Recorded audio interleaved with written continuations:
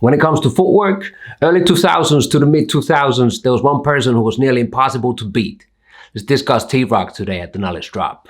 Focus.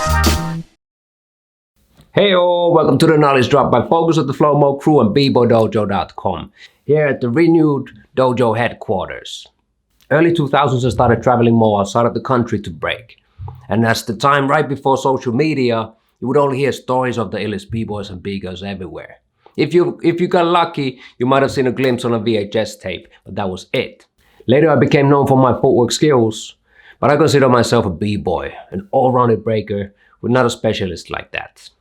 But back in the early 2000s, there wasn't too many b-boys who were known internationally for their footwork. You had the 80s and 90s generation of Kenny and Ness and Easy Rock and all that. But the current generation was kind of lacking that one b-boy that was feared for their footwork skills. That was until T-Rock started to make some noise, some serious noise. The first time I saw T-Rock was B-Boy Summit 2003.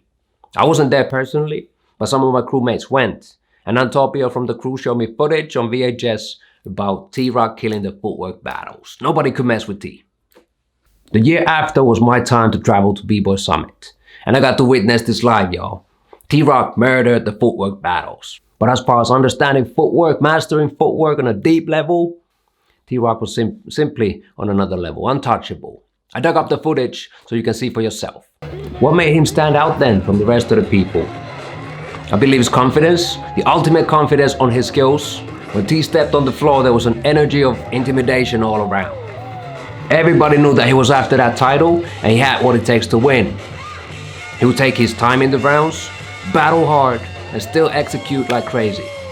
And I would have to say that breakers of today rarely have that aura of intimidation that comes from deep confidence in himself.